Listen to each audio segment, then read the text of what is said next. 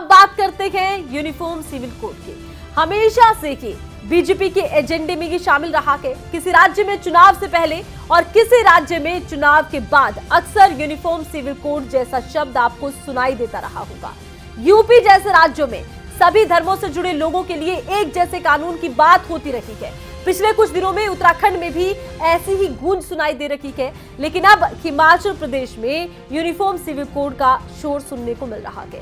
हिमाचल प्रदेश में इस साल के अंत में विधानसभा चुनाव है और तब हिमाचल के सीएम जयराम ठाकुर ने यूनिफॉर्म सिविल कोड को लेकर एक बड़ा बयान दिया और ये इशारा है कि सोच विचार कर यूनिफॉर्म सिविल कोड हिमाचल में लागू किया जा सकता है।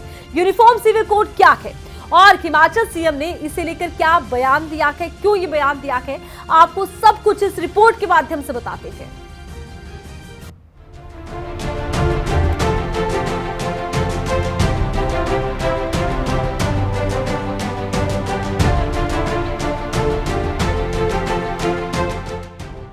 इस साल के आखिर में हिमाचल प्रदेश में विधानसभा चुनाव है और चुनावी साल में हिमाचल में हलचल तेज है। हिमाचल प्रदेश पहाड़ी राज्य है। शांत वादियों में चुनावी साल का पारा चढ़ता जा रहा है और अब इस सियासी माहौल में मुख्यमंत्री जयराम ठाकुर का बयान आया है यूनिफॉर्म सिविल कोड को लेकर। लेकिन हम जल्दबाजी नहीं करेंगे, सारी चीज को लेकर के उन्होंने निर्णय किया है। उस निर्णय पर जो है कई तरह की बातों को लेकर के जो है अच्छा भी एक संदेश गया है और उसको एग्जामिन करेंगे उसमें क्या किया जा सकता है। लेकिन उसके बावजूद हिमाचल अपना कुछ सोच करके जो है बेहतर क्या किया जा सकता है वो करने की कोशिश करेंगे। जयराम ठाकुर ने हिमाचल में यूनिफॉर्म सिविल कोड को लागू करने का इशारा किया है। मुख्यमंत्री जयराम ठाकुर ने कहा है वो अपने प्रदेश में समान नागरिक संहिता लागू करेंगे, लेकिन मामले में जल्दबाजी नहीं होगी। फैसला सोच विचार कर लागू होगा। जिस यूनिफॉर्म सिविल कोड का जिक्र सीएम जयराम ने किया है वो क्या है वो भी जानिए। देश के हर नागरिक के लिए एक समान कानून बनेगा, फिर भले ही वो किसी भी धर्म या जाति से नाता क्यों न रखता हो। देश में फिलहाल अलग अलग मजहबों के लिए अलग अलग पर्सनल लॉ हैं।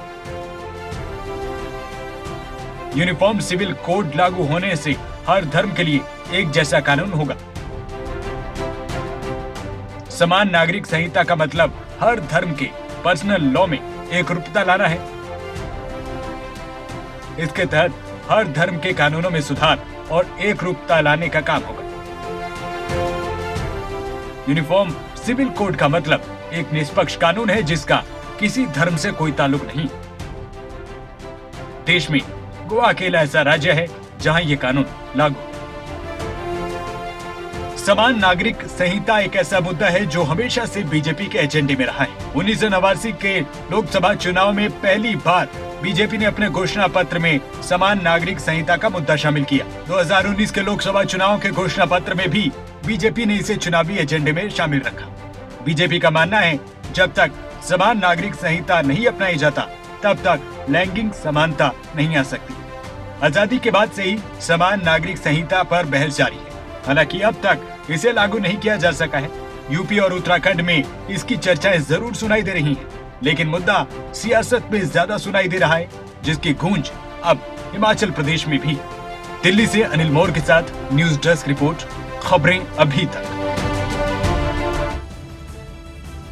यूनिफॉर्म सिविल कोड का मतलब साफ है कि सभी नागरिकों के लिए एक कानून होगा। इसका किसी भी समुदाय से कोई संबंध नहीं है और यूनिफॉर्म सिविल कोड लागू होने से जो तमाम समुदाय हैं, तमाम धर्म हैं, तमाम जाति पाति हैं, उन सबके लिए एक समान अधिकार हो जाएंगे। समान नागरिकता संहिता लागू होने से भारत की महिलाओं की स्थिति में सुधार होगा। कुछ समुदाय के जो पर्सनल लॉ है उसमें महिलाओं के लिए अधिकार कुछ सीमित है। ऐसे में अगर यूनिफॉर्म सिविल कोड लागू होता है तो महिलाओं को समानता मिलेगी, समानता का अधिकार मिलेगा। महिलाओं का अपने पिता की संपत्ति पर अधिकार और गोद लेने से संबंधित सभी मामलों में एक समान नियम होंगे।